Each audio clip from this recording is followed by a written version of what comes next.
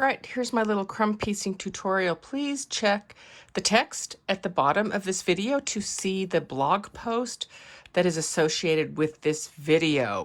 So I have already prepped my pieces. I have here a pile of pieces that are pretty much all have a straight edge on them. And I have another pile over here that's strips. There's not very many strips, but I use those when I can. So we're going to just start. The first thing I'm going to do is I'm going to start sewing some pieces that are just straight edges to straight edges. We just whip them through. We chain piece them through. So the first thing I'm going to show you is I like to take two pieces that are relatively the same size. I like two pieces that have relatively straight edges. I place those together. I just buzz them through the machine. So I'm trying to keep a 1/4 inch seam allowance where I can.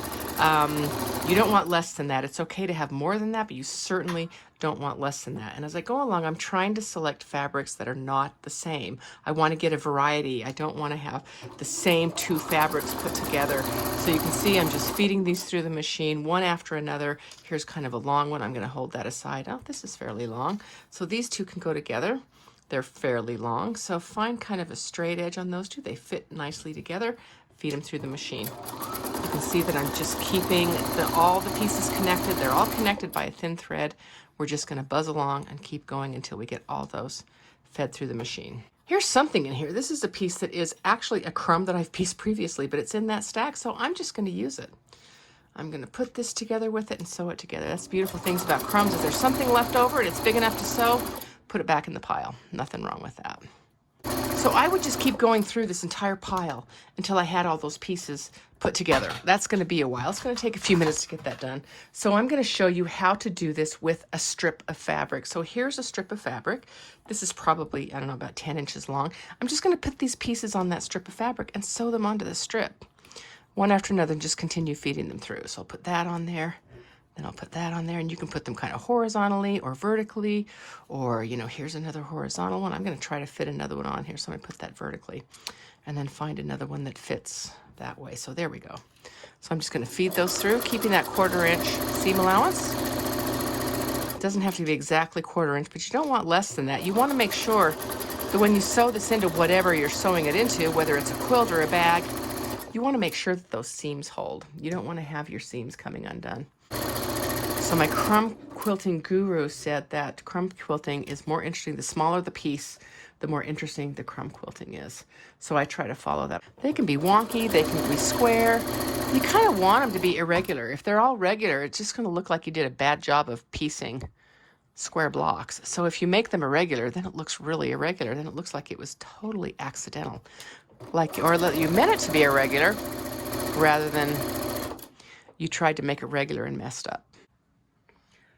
All right, I've got this huge pile of crumb pieces that I've stitched together. It's a big long pile of strings that are all connected by a thin thread because I did chain piecing on these. So now I'm going to cut them apart. I have this really cool tool. It has a razor blade in here, and I can just slice them one after another really quickly, slice them apart. So I'm going to do that, get everything sliced in a pile, and then I'm going to press everything.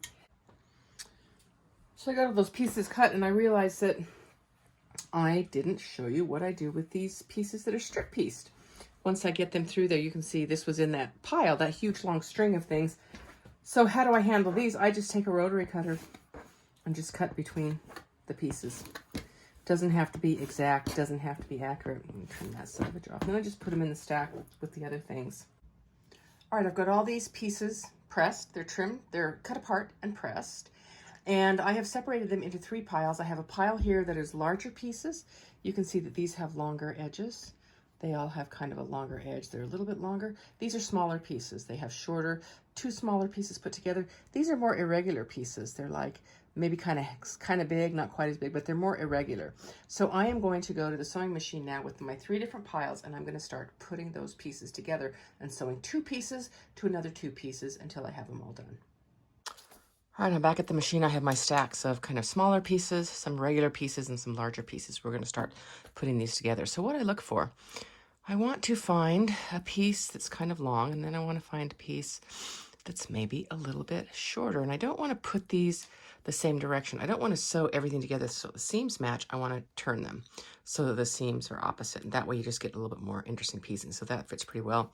we're going to go ahead and put that together. So we're just going to go and sew 2 pieces to 2 pieces. Again, I have my stitch length set to 2.1. I'm just going to start pushing these things through the machine. I'm going to do the same chain piecing that I did before. So I'm just going to scatter these out a little bit so I can find some smaller pieces in here. Okay, that's a good one for here. So again, I'm going to put it together like that and sew it right there. Straight edge to straight edge. Take another one of these. I got 2.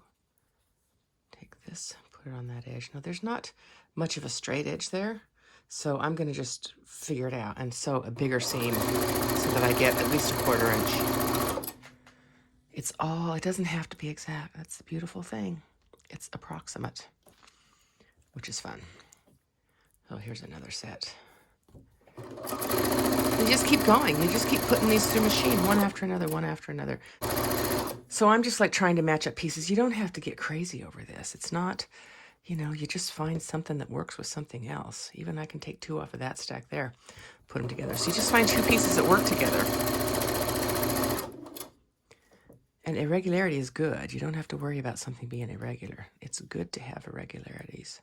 I'm just going to put all those through the machine, putting 2 pieces to 2 pieces, fitting them as best I can, not worrying about if things are off or if things are wonky. It's all very free form. Don't agonize over it. Just if something doesn't work, you can throw it away or cut it apart and use it again. All right, so I have all my pieces pressed. This is this large pile, medium pile, small pile, and then irregular pile. I've sorted those all out as I press them. What I'm going to do now is select pieces to sew next to each other. So I might start with the large pile. I'm probably going to sew largest to largest. So I want to look at these and go, where's there kind of a similar line? Where's a similar, like a size that I can put together? A lot of these have a maze in them, the same fabric. So I'm going to stay away from sewing that piece to that piece because it just doesn't look as good. See this one? The middle piece is the same fabric. So I'm going to stay away from sewing those together. So that limits what I have available here. This one looks pretty good. These are pretty similar in size, so I'm going to put this one here, and I'm going to line that up, and then I'm just going to use my ruler. I'm going to give myself a nice straight edge to sew so that I have a nice, see if you can see here, it's not a perfectly straight edge. So I want to give myself a straight edge.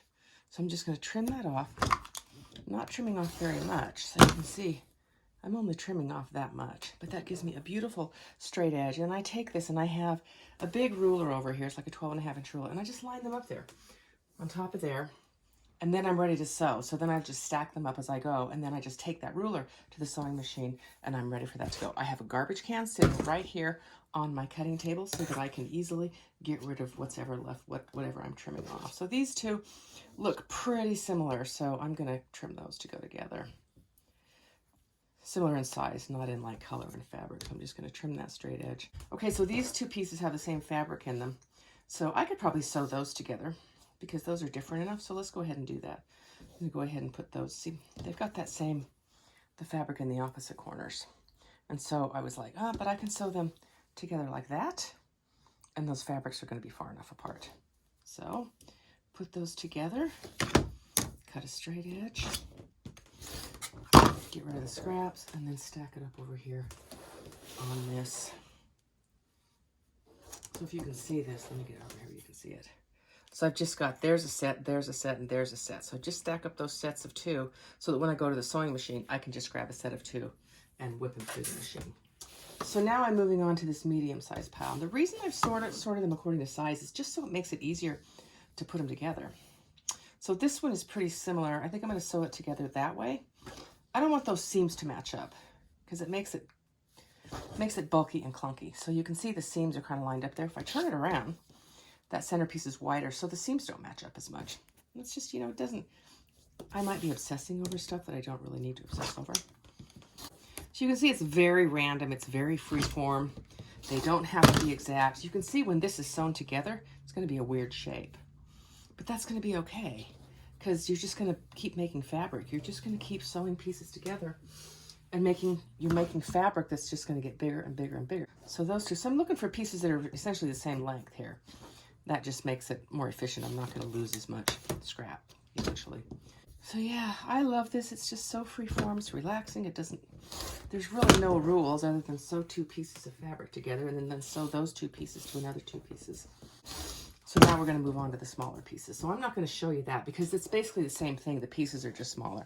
But I want to show you this pile of irregular pieces because there's some really crazy pieces in here. So what I want to do is I just want to create a straight edge on these. I want to make the edge as long as I can. It's going to be really hard to match these up with something else if there isn't a straight edge. See, look how crazy that piece is. It's all misshapen and crazy. So I just want to get a straight edge. So I'm going to go from corner to corner, make sure. So now that gives me something that I can sew to something else. So now that goes together quite nicely. So those 2 are going to go together. They've already got a straight edge, so I don't need to cut them together. I just line them up, put them on my board. So that's kind of how you do the irregular piece. This one is really crazy. I mean, look at that piece. How am I going to deal with that? I'm going to cut a straight edge. So the way to do that, let me see if I can get you a better view. See how that's crooked? I'm just going to go where I can go all the way across that fabric. So that's what I cut. So you can see I've just cut off enough that I get a nice straight edge. Then these 2 kind of go together kind of nice. They fit together nicely. They look kind of cool. They've got cool angles. It's a win. Okay, so I'm going to keep doing those irregular pieces and then we'll sew those together. Then I'm going to go through and sew all those 2 pieces together and I'm going to end up with bigger and bigger pieces. All right, I have finished sewing together all those pairs that I put together, the crumb blocks. So I've ended up with different sizes of crumb blocks. You can start putting these together. You can sew them into pairs. You could square them up in the size that they are. You could make them into bigger pieces and square them up at 8 inches. You could make vertical strips to put into something. You could use them as a border on your quilt. You could use them as blocks. You can sash them. Anything you want. The world is open. So that's how I go about making crumb blocks. Again, go to the link at the bottom at the bottom of this video and find my blog post that accompanies the making of these crumb blocks. You'll see some ideas for what you can do with crumb blocks. You'll also see a little bit more description of how I go about selecting fabrics and how I go about piecing these together. Thanks for watching. Go to agilejack1.com. That's www.agilejack1.com, or check out the link in the description of this video for the specific blog post about my crumb piecing.